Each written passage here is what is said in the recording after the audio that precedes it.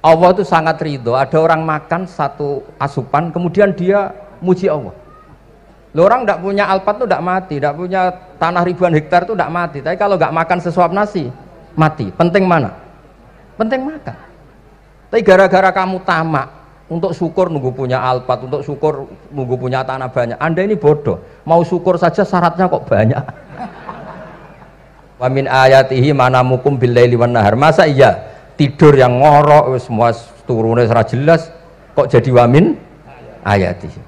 Tanyakan ahli medis, sistem tubuh kita kalau nggak tidur tuh kayak apa rusaknya? Dan toat pas-pasan ini satu-satunya solusi yo turu.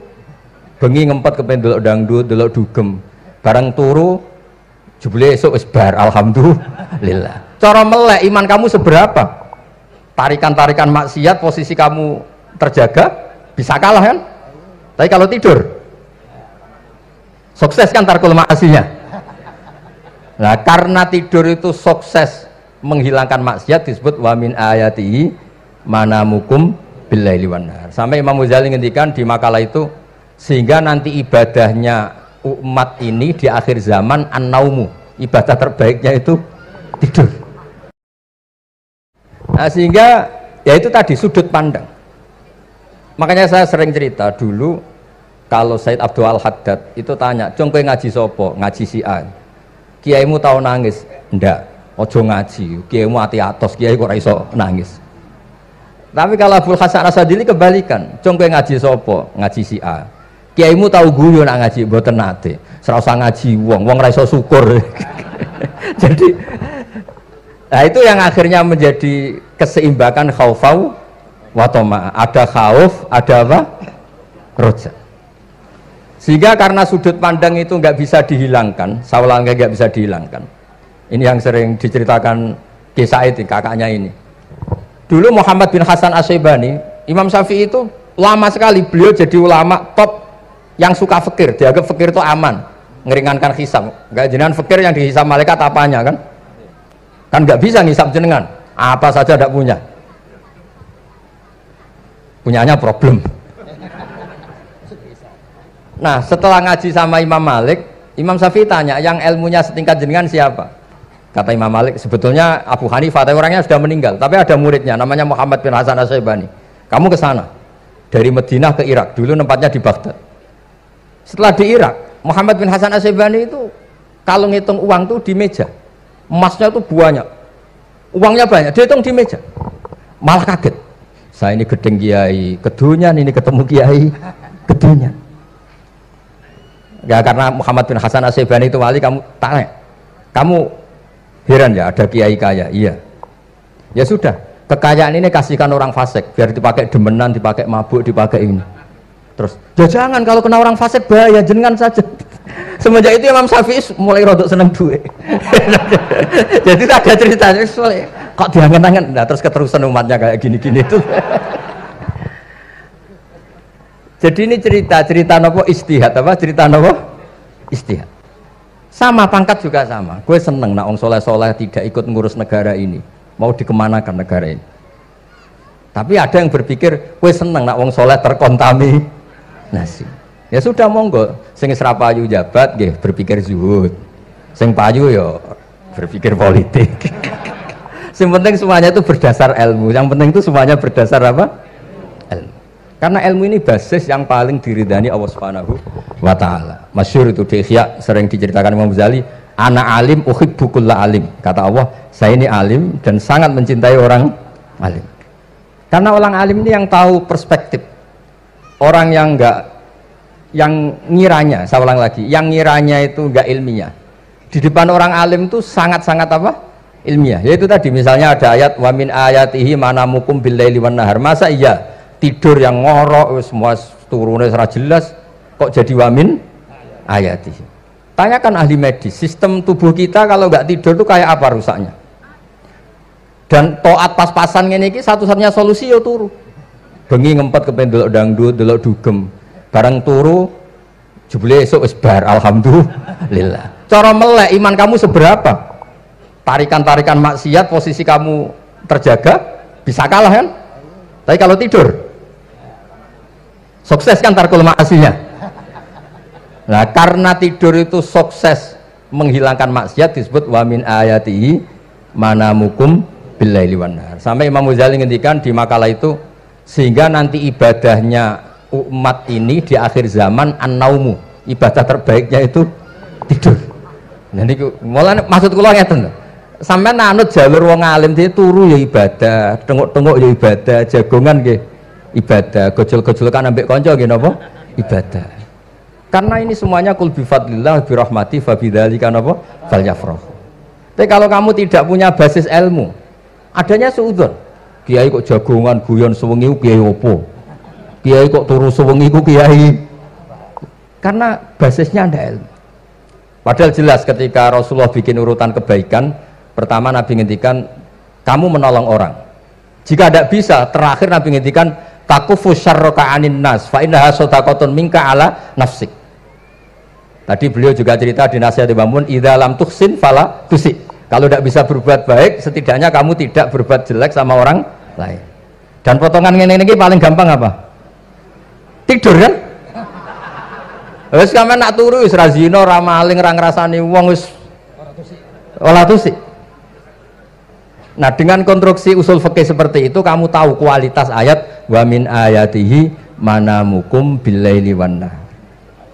Ya sama, ternyata makan itu yang menjaga nyawa, ternyata makan itu yang menjadikan syukur. Kalau kamu nggak percaya puasa, sama nak poso gedang goreng mewah, gedang goreng mewah, air satu teguk itu mewah.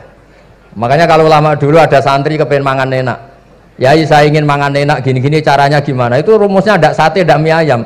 Idamuhu alju. Kalau kamu ingin enak, lauknya itu lapar. Ya kalau puasa itu semuanya kan enak. Nah itu lagi-lagi basisnya itu ilmu. Nah sekarang banyak orang yang sudah tidak peduli dengan ilmu, kayak ijazah dilakoni kan. Jadi kayak wiridan la ilaha illallah itu sebetulnya harus dibarengi dengan ilmu. Ini yang terakhir supaya nggak lama-lama. La ilaha illallah itu basisnya ilmu. Surga yang begitu mewah itu dibikin juga bagi yang melafadzkan la ilaha illallah. Neraka yang begitu ekstrim, sampai kalau benda dijatuhkan dari atas ke neraka itu sampai bawah nunggu 70 tahun. Bisa kamu bayangkan kalau kamu di dalam naiknya susah itu. Ini dijatuhkan ke neraka itu sampai bawah nunggu berapa? 70 tahun. Loh, neraka sebegitu ekstrim itu dibikin untuk yang menolak la ilaha. Berarti kalimat ini kalimat spesial. Kalimat yang neraka dibikin ya atas nama itu yang menolak, surga dibikin juga atas nama itu yang menerima. Itu satu saktinya la ilaha illallah. Sakti kedua, orang kafir 70 tahun ngelafadzkan la ilaha illallah sekali langsung dihukumi mukmin. Yufar lahum ma qad salaf. Qul lil ladzina kafaru iyantahu yufar lahum ma qad salaf. Orang yang melafadzkan la ilaha illallah Muhammadur Rasulullah itu dosa 70 tahun kafir itu hilang semua. Tapi gara-gara ada ilmu terus diumumkan tahlil dening Kiai Haji Niam mesti sing nguri wah sawi mesti. Padahal kalau kamu tahu ilmunya tadi, ini kalimat yang luar biasa, kalimat yang bisa melebur dosa. Bahkan dalam mazhab Sadiliyah itu unik. Kalau kamu wiridan la ilaha illallah itu jangan istighfar dulu, istighfarnya belakangan. Alasannya Abdul Hasan As-Sadili itu fa'lam annahu la ilaha illallah wastaghfir li dzambik li hadil kalimah.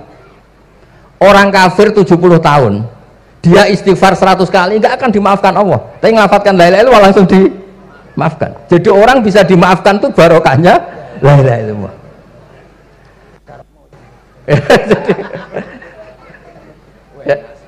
Ya kan? Jadi orang kafir 70 tahun wirid istighfar 100 kali atau 1000 kali dimaafkan enggak? Enggak kan? Tapi kalau membaca la ilaha illallah dimaafkan. Jadi istighfar tuh ngefek positif itu kalau dibarengi la ilaha illallah. Makanya wastaghfir li dzambika ay bihadil kalimah cara Abdul Hasan. Kamu boleh istighfar berdasar hadil kalimah, berdasar la ilaha illallah. Tapi terus kemudian ya thariqah itu banyak, itu urusan rasa. Justru karena la ilaha illallah kalimat thayyibah harus disucikan dulu. Caranya istighfar dulu. Nah itu urusan monggo lah. Tapi apapun itu basisnya harus napa? Ilmu. Basisnya harus ilmu. Jangan malah sentimen. Wong di kuburan wiridan la ilaha dihukumi kafir. Nah, itu kan aneh. Wong kalimat ini yang kafir saja menjadi muslim, sekarang yang muslim menjadi kafir. Tuh paham kok seaneh itu gitu kan. Ya karena basisnya ada ilmu tadi. Coba kalau basisnya ilmu, itu kan aneh betul. Hadil kalimah kalimatun soro bihal kafiru musliman. Fakaifa sorol muslimu bidzalika kafiron. Ini kalimat yang kafir saja menjadi muslim. Masa dengan kalimat yang sama yang muslim menjadi aneh enggak? Aneh. Jadi kalau suwon pokoknya basis ilmu harus sekuat-kuat. Ini caranya gini nagih kiai kon sregep mulang ojo politik terus ngoten. Tapi politik ya bagian dari ilmu, wis ra iso diterangno. Terus katanya niku ahlul ilmi dihormati, tapi nyatane dipeksa. Terus memang banyak paradok ya. Paradok dalam ilmu usul fikih. Ilmu usul fikih itu ilmu yang menjadikan orang itu bisa berpikir. Gitu. Kalau tak cerita tentang pertama tentang Ki Akil sing al-ma'ruf bi ahli nahwi. Nahwu riyen di era dulu itu dadekno tiyang dadi wali. Sampai disebut hatta nahat qulubuhum li nahwihi famin azimi sya'nihi lam tahwihi.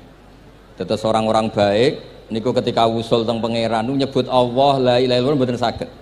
Sagete namung nyebut dhamir sa'an niku hu. Akhirnya kathah toreko sing ha hu niku gara-gara ahli nahwu niku. Nah, disebut fa'uribat makna dhamiris sya'ni. Jadi ngelafatkan la ilaha illallah ndak bisa tapi hu bisa.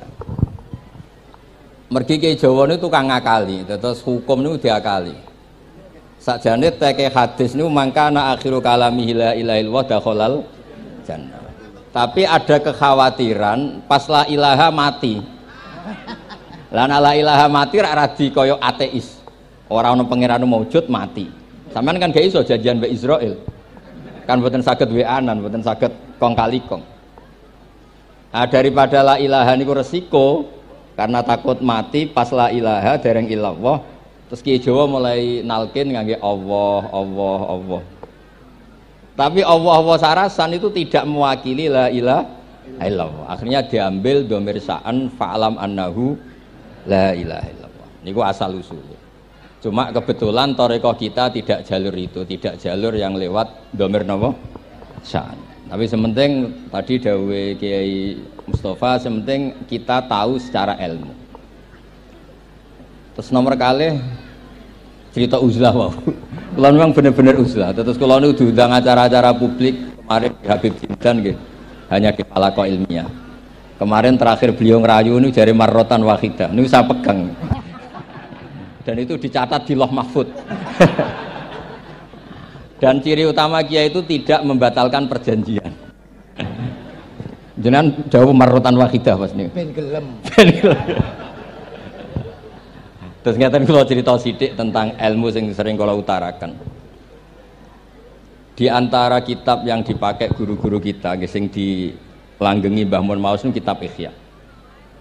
Kula dari sekian cerita Ihya yang paling kula kenang niku bahwa ternyata Allah itu andaikan boleh dibahasakan niku cara berpikir itu dalam bahasa tafsir disebut tanazul. Tanazul niku wong ben kaya orang kebanyakan.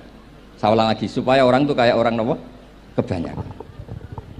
Ada dua ahli neraka yang dipanggil, yang satu ditakoi, "Cung ning neraka piye rasane?" "Syarru makan, mboten enak Gusti." Terus mbek pangeran diken balik, "Ya wis kono cung mlayu balik nang neraka." Niku tiange lari kencang, sekencang-kencangnya. Semangate seneng ambek kon balik ning neraka. Ditakoki mbek pangeran, "Lho cung kon mara neraka kok seneng?" Kula nu pun kapok Gusti, kula nu nyesal ketika di dunia nak jenengan utus niku lelat-lelet. Niki kula tobat dengan bukti dikan jenengan teng neraka kula mlayu. Lha nu pangeran akhire haru wong kok semangate mlebu neraka kaya ngono. Mergo diperintah pangeran. Ya dados niki ijazah jenengan akan mlebu neraka jenengan sing semangat nggih. Karena zaman ning donya sering diperintah Allah mboten napa? Semangat. Nah niku kemungkinane dibarno.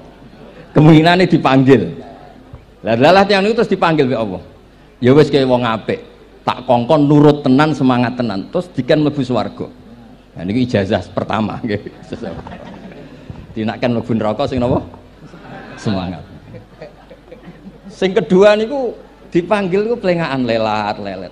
Kados kula diutus Gus Mus niki nelpon. Nelpon kula mboten purun akhire ning Bika jare matur Gus Subak. Turuti aku diamuk Bika jare Bapak. Dados niki melibatkan sekian pihak untuk memaksa saya datang ke mriki. Aduh, repot wong sawang kempek niku.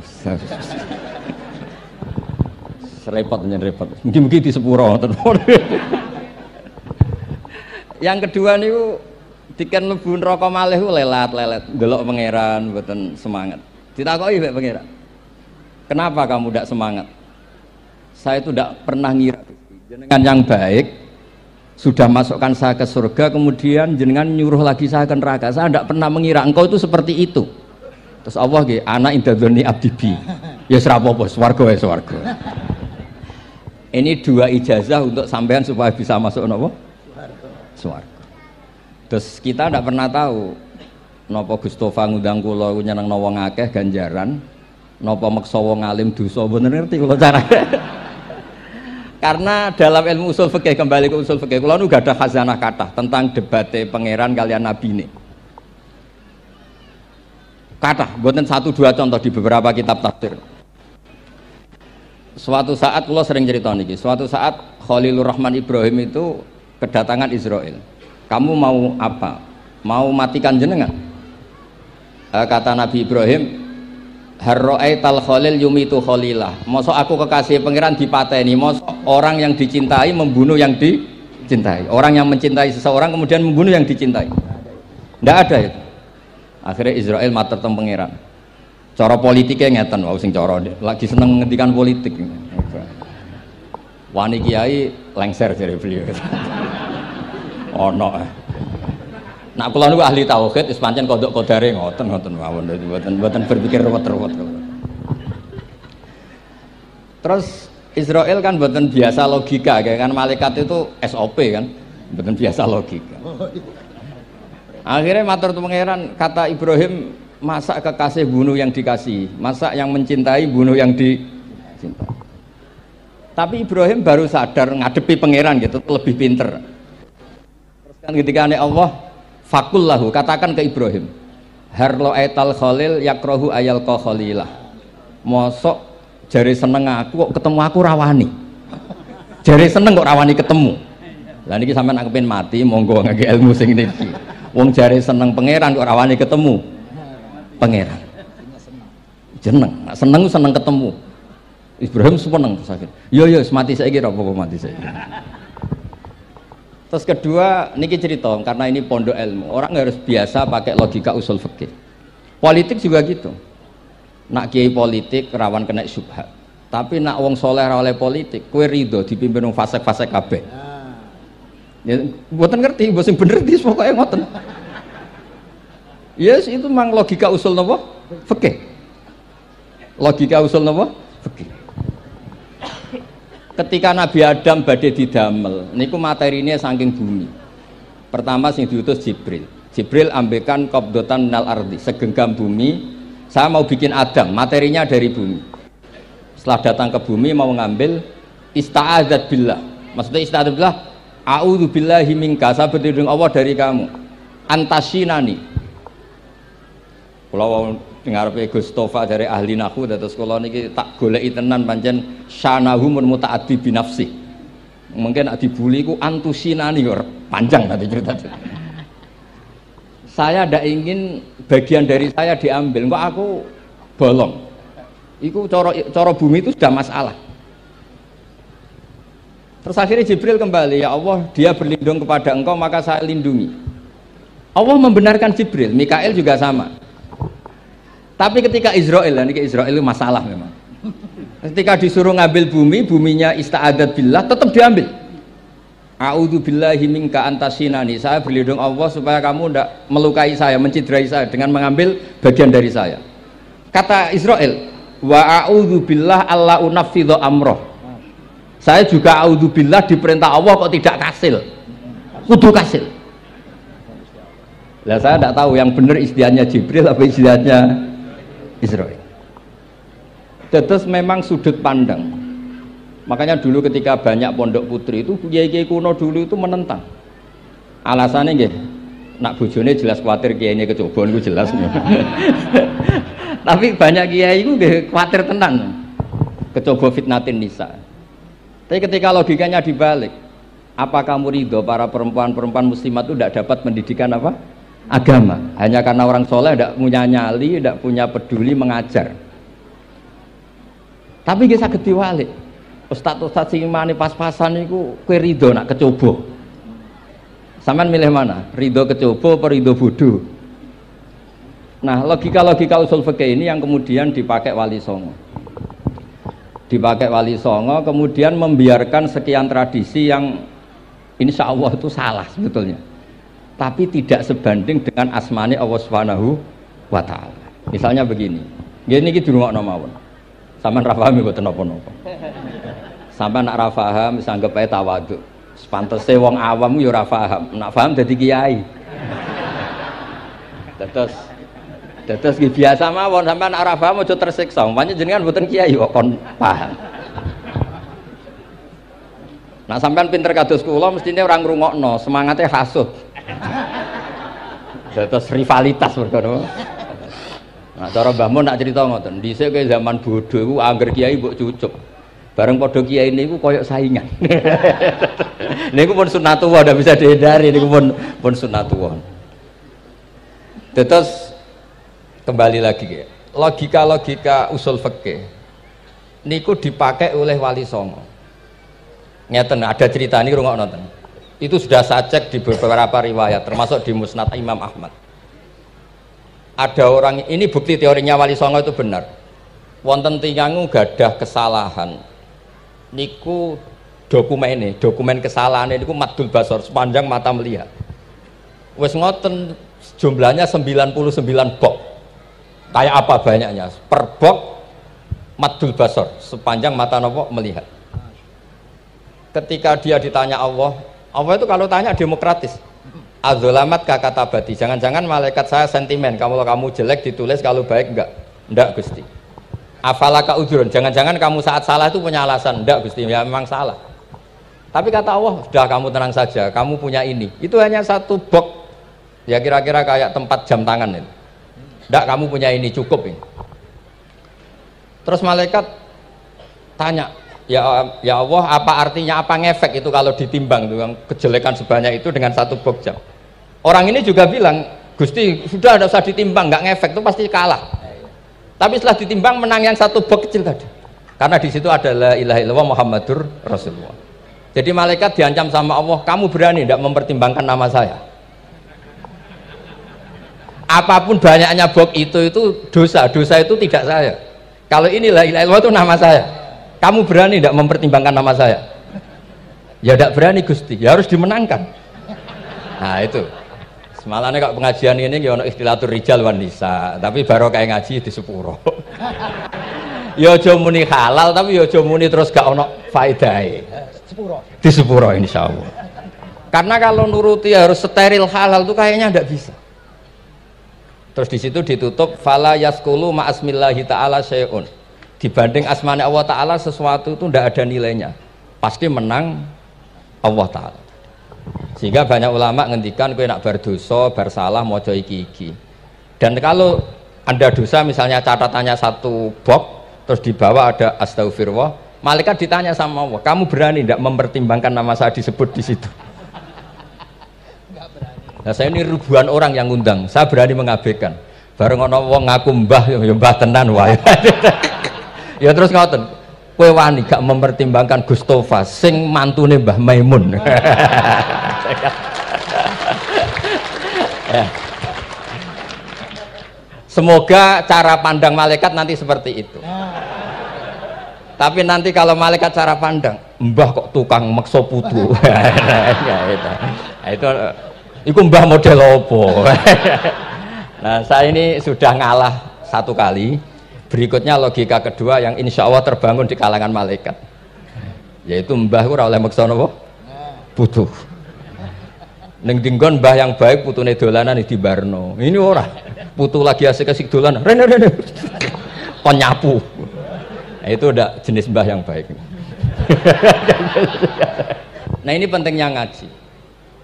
Kalau nate ditanya sama seorang dosen, Gus, masa iya Quran yang katanya mutu semutu-mutunya, kemudian ada ayat kulu washrobu, mosok urusan mangan, gak usah disuruh orang juga makan. Terus kualitasnya kulu washrobu itu di mana? Terus kalau jawab, terus sorokan yang penting wopo, rapat utawa seminar.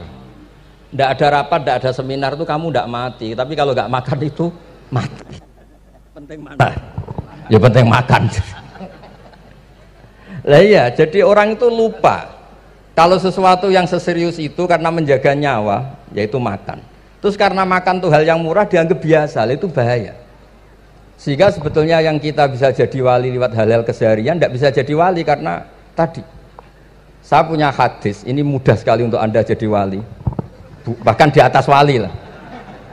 Inna woha ta'ala layardo anil abdi. Pakai inna masih pakai lam taukid. Inna woha layardo anil abdi ayyakulal aklata fayahmadahu alaiha aw yasroba syarba fayahmadahu alaiha. Allah itu sangat ridho ada orang makan satu asupan kemudian dia muji Allah. Loh, orang tidak punya alpat itu tidak mati, tidak punya tanah ribuan hektar itu tidak mati, tapi kalau nggak makan sesuap nasi mati. Penting mana? Penting makan. Tapi gara-gara kamu tamak untuk syukur nunggu punya alpat, untuk syukur nunggu punya tanah banyak, Anda ini bodoh. Mau syukur saja syaratnya kok banyak. Jadi sebetulnya kalau kita mau jadi wali itu cukup setiap makan itu kamu syukur. Fayahmadahu alaiha aw yasroba syarba fayahmadahu alaiha. Makanya wali-wali dulu kalau didik raja yang sedang berkuasa itu ditanya, kamu raja besar, punya pengaruh besar, andaikan kamu di padang pasir dan kemudian Anda tidak mendapatkan air sama sekali, apakah kamu menggantikan kerajaan kamu demi beli satu seteguk air? Iya, akan saya beli karena saya kalau tidak minum mati. La tafrah bimulkin la yusawi jar'atamain. Kamu jangan bangga dengan sistem kekuasaan yang tidak senilai dengan seteguk air. Orang nggak jadi raja itu nggak mati, tapi kalau nggak minum mati. Terus akhirnya dosen itu tahu, wah berarti kulu wasrobu itu luar biasa, Gus. Ya, sangat luar biasa. Makan dan minum itu luar biasa. Makanya terus ada kiai mertamu mangan. Kalau tadi baru datang kon mangan, di sini ya ada mangan. Ya saya anggap aja itu proses jadi wali, ngoten Pak. Jadi segampang itu jadi wali. Nah, kemudian gara-gara torekoh terus jadi wali ku repot kon maca 10.000 wiridan kon opo. Kesuwen iki cara-cara kesuwen. Karena ini partai enggak torekoh tadi. Dulu abahnya Mbah Maimun Mbah Zubair itu kalau disuruh wiridan lama-lama itu enggak mau. Sementing diridani pangeran, maca kok akeh-akeh. Nah, itu partainya partai ahlul ilmi. Ya partainya partai ahlul apa? Nah kemudian karena saya ini nekuni tafsir ya, itu saya kepengen ya menggerakkan supaya ilmu Quran itu menarik. Caranya apa? Cari sisi ekstrimnya. Kalau bolak-balik, kenapa sih orang nggak janggal? Nggak janggal itu udah iskal. Quran itu kan kalamuwah. Salah lagi Quran itu kalamuwah. Masa iya Allah yang Tuhan kemudian ngendikan iya kana butuh iya kanas tai. Kepadamu aku menyembah. Masa Allah ngendikan gitu pada kekasihnya Nabi Muhammad? Padahal Allah itu al-ma'bud bukan abid. Allah yang disembah bukan yang menyembah. Semua ahli tafsir, saya bukan bilang sebagian, semua ahli tafsir pasti ngendikan begini. Wa yuqaddaru qabla qaulihi ta'ala iyyaka na'budu qulu. Sebelum iyyaka na'budu itu ada kata yang disimpan yaitu qulu. Jadi iyyaka na'budu itu betul ngendikannya Allah, cuma sudah dikasihkan Jibril kepada umatnya Rasulullah. Jadi Jibril bilang gini ke Rasulullah Muhammad qul iyyaka na'budu. Kemudian Nabi juga bilang ke umatnya qulu iyyaka na'budu. Jadi ini kalamullah yang sudah milik kita. Nah berhubung milik kita, kita sah mengatakan iyyaka na'budu. Karena kalau tidak janggal, masa iya Allah berdoa ihdinas siratal mustaqim, tunjukkan kami jalan yang benar. Lah kalau ihdinas siratal mustaqim kalamullah berarti kan Allah yang berdoa. Nah, sehingga semua tafsir bilang sama, wa yuqaddaru qabla qauli ihdinas siratal mustaqim qulu.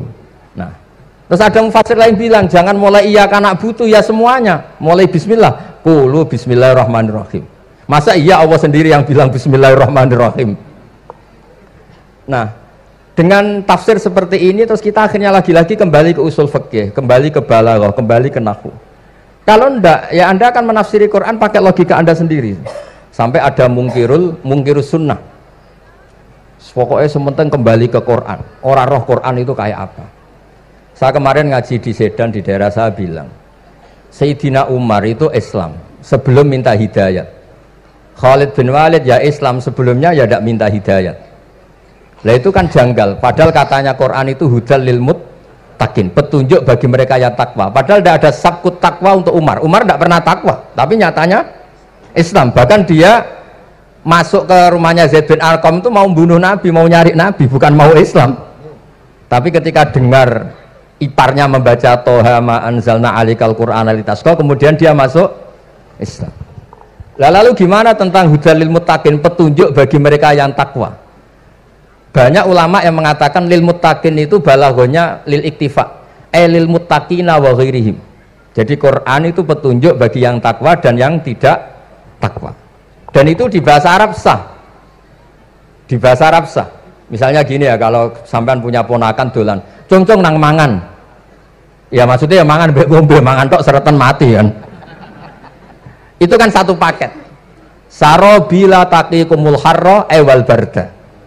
Pakaian yang melindungi dari panas, di situ nggak disebut wal barda, tapi artinya juga wal barda. Karena kalau tidak diartikan lil iktifa, nanti Quran itu memberi petunjuk bagi yang sudah muttaqin, corong doang nguliai segoro, wis takwa kok. Nah ini kita butuh ahli tafsir yang al-usuli. Karena itu yang menjadikan Quran punya kualitas lagi. Seolah lagi punya kualitas lagi. Kalau ndak, Quran tuh kayak biasa-biasa saja, kayak tadi kulu wasrobu kayak dan seterusnya dan seterusnya. Jadi kalau suwun barokahnya hormat sama orang alim kados Ki Akil, Ki Siras dan tenaga keluarga mriki. Orang menghidupkan logika ilmu lagi. Jadi kalau seneng lah nak dilam Gusmus ahli ilmu mboten krana niat fakir mboten. Biar sampean ngerti lah kalau ngadepi ahlul ilmi itu pun mboten level. Ahlul ilmi itu kalau punya logika itu tidak bisa dibantah. Saya beri contoh sekian contoh yang nyata yang diajarkan Rasulullah SAW. Nabi itu pernah mau dipermalukan orang karena Nabi ngendikan la adwa wala tiarata, tidak ada penyakit menular. Terus ada orang iseng kok onta yang kena gudisen itu dijejerkan yang waras ikut kena gudisen. Terus orang ini tanya, ya Rasulullah ini tadi sehat, tapi kena onta yang gudisen ikut gudisen. Nabi tanya lagi, faman a'dal awal, yang gudisen pertama ketularan siapa? Wah itu dari Allah ya, maksud saya seperti itu. Lantas kalau suwun lah ngaji usul fikih yang serius, karena itu menjadikan kita bermartabat. Kulo niku sering lepas jenazah tangga-tangga kulo nggih penggene delok TV, nak bengi nggih ngelamun, ngayal sugih, kadang yo ngapalo tikus sing liwat dhuwure saking ora ana penggawean. Tapi kulo nak lepas jenazah ini orang baik. Sampai bojone protes, "HP opo lho Gus, angger bengi iku mau ngelamun ngitung tikus liwat, ngitung apa?" Terus kula matur, ngitunge aja ngono, ngitunge tarokal ma'asiyah. Wong ning omah itu artinya tidak dugem, tidak melakoni maksiat. Itulah yang menjadikan usul fikih itu ilmu yang sangat terhormat. Coba kalau Anda jadi pakar usul fikih kayak saya, mau kaji betul usul fikih. Orang tidur semalaman jangan bahasakan tarokat tahajud, wa tarokal witro, wa taroka qiyamal lail. Tapi bahasakan taroka zina, wa tarokal ghibah, wa taroka kada wa kada minal ma'asi. Keren buatan? Keren. Kalau kamu udah ahli usul fikih maka kiai kok amen turu, kiai kok guyon suwengi. Lu kiai guyon suwengi itu melawan, kiai itu ustaz juga manusia, karena bengi ku ya kepen nonton, tapi kan buatan pantas. Akhirnya korbannya santri ini dijak guyon gak jelas.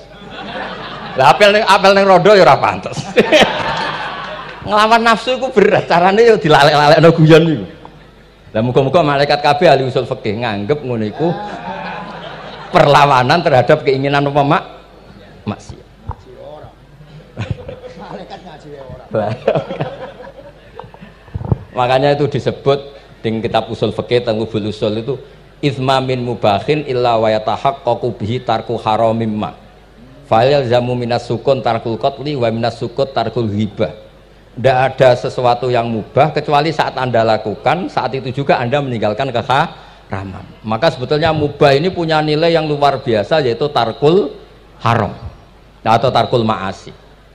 Jadi sawangane sampean nang omah kukar kukur, mlebu metu, kukar kukur meneh, mlebu metu, bariku turu angop ngorok. Nah, semoga malaikat ini al-usuli sehingga ngitung itu hadza tarokal ma'asiya kullaha. Hebat. Ini orang yang tinggal napa? Maksiat. Tapi nak malaikat itu jenis rada ekstrim. Alumni kempek suwengi ra tahajud ora witir ku alumni opo?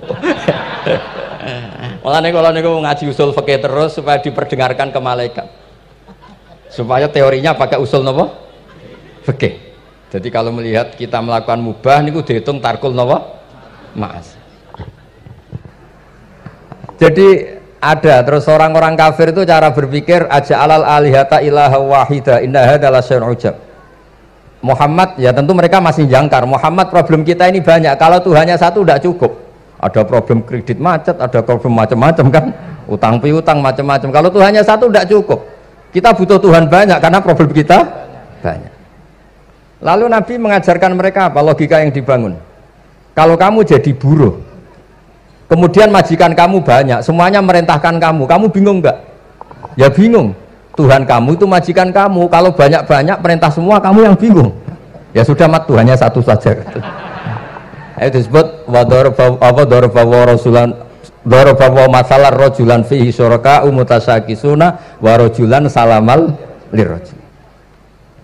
Nah sekarang itu kita ini mulai kehilangan fatonahnya Rasulullah SAW. Nabi dulu itu kalau nerangkan ilmu itu logikanya gampang sekali, logika yang dibangun tuh gampang sekali. Ada orang cerita, ya Rasulullah saya ini ada sekian anak saya, yang paling saya cintai satu. Apa saya boleh melebihkan yang paling saya sayangi dalam pemberian? Nabi jawabannya itu tidak langsung jangan enggak. Apakah kamu berharap bahwa mereka semuanya baik ke kamu? Iya semuanya saya ingin baik ke saya. Ya kalau gitu jangan. Kan tidak fair kita mengunggulkan yang satu, melebihkan yang satu, sementara kita berharap semuanya baik. Itu tidak fair kata Nabi. Jadi dulu Nabi itu terus ini yang cerita fikih. Dulu Ahlul Madinah itu mangga itu masih pentil sudah dijual.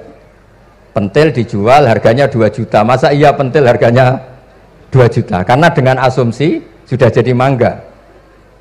Tapi ketika Nabi datang di Madinah dan penduduk Madinah itu abkhosna sikailan, orang paling buruk dalam pertimbangan dalam jual beli. Nabi cara ngendikan itu unik. Ara'aitum lau anna waha yamna'us samra fabima yastakhillu ahadukum mala akhi. Kalau pentil ini ternyata kena angin terus kemudian tidak jadi buah, lalu kamu nerima uang 2 juta itu atas nama apa? Atas nama beli pelem, nyatanya belum jadi mangga. Mosok kalau pentil seharga 2 juta. Semenjak itu terus Ahlul Madinah sadar kalau jual buah itu nunggu ba'da buduwi solahiyah, setelah samroh ini berbentuk. Tapi Nabi tetap ngendikannya pakai logika. Nah sekarang banyak kiai yang sidik-sidik neraka. Sebenarnya Nabi itu ngajari logika. Ada pemuda dia itu hipersek, mau masuk Islam tapi tetap boleh bebas. Saya ini ingin Islam tapi jangan larang seks bebas. Wah itu sahabat semuanya melarang ketemu Nabi karena ini ngawur betul, masa pamit Islam kok. Tapi setelah gaduh Nabi tanya kenapa gaduh? Ada pemuda mau masuk Islam tapi yasta'izinu fi zina, dia minta izin supaya tetap boleh zina. Kata Nabi, suruh saya ke sini. Setelah datang di depan Rasulullah, logika yang dibangun Nabi itu luar biasa. Atuhibbuhu li bintik. Kamu suka punya anak putri kemudian jadi demenannya orang laki-laki hidung belang? Ya enggak, saya bunuh orang itu. Andaikan itu ke ibu kamu, saya bunuh orang itu. Atuhibbuhu li bintik, atuhibbuhu li ummik, atuhibbuhu li ukhtik, atuhibbuhu li kholatik. Kamu suka punya anak putri yang jadi demenannya orang? Ya tidak suka ya Rasulullah. Kamu suka kalau punya ibu didemeni orang banyak? Ya tidak suka Nabi. Sampai otaknya itu yastakbihu zina, sehingga otaknya itu wah zina itu buruk betul. Akhirnya ya Rasulullah sudah saya mau se-Islam tambah zina-zina. Karena logika yang dibangun Nabi itu luar biasa. Nabi pertama mengingatkan atuhibbuhu li bintik, atuhibbuhu li ummik, atuhibbuhu li ukhtik, atuhibbuhu li kholatik. Sampai dia ini nggak bisa apa-apa. Sudah Nabi sudah. Jadi logika ini yang harus kita waris. Lagi-lagi kembali yang bisa waris itu ahlul ilm. Sama itu kan kayak diskusinya Nabi Yahya dan Nabi Isa. Nabi Yahya itu suka berkawan orang-orang soleh. Setiap berkunjung di mana itu nyari yang orang-orang soleh. Ditanya kenapa kamu berkawan orang soleh? Ya berkawan orang soleh itu asik. Tapi kalau Nabi Isa enggak. Kalau ada desa-desa yang masih hitam, masih merah itu dikunjungi, kemudian dibina. Ditanya sama Nabi Yahya, lima anda tanzilu ala syirarin nas, kok kamu kumpul orang-orang yang kayak gitu? Jawabnya beliau, innama ana tabibun udawil mardo. Di mana-mana Nabi itu ya dokter, di mana-mana dokter nyembuhkan yang sakit. Jadi dulu logika kebalikan itu dibangun, sehingga dulu ulama khilaf itu ikhtilaful a'immah apa? Rahmah. Masyhur itu. Saya sering cerita dan itu ada di kitab Khilyatul Auliya. Nabi Yahya itu lebih ceria. Nabi Isa itu agak sering cemburut. Atau kebalikannya, pokoknya yang satu tuh mali aro ka'abisan ka'annaka taqnatu mir rahmatillah. Kamu kok sering cemburut, seakan-akan rahmat Allah itu terbatas, wong kok ra iso syukur. Yang satu gojlok, mali aro ka dhahikan ka'annaka ta'manu mim makrillah. Kowe kok guya-guyu, kok is bebas kok neraka wae gitu. Ya ngoten mawon. Assalamualaikum warahmatullahi wabarakatuh.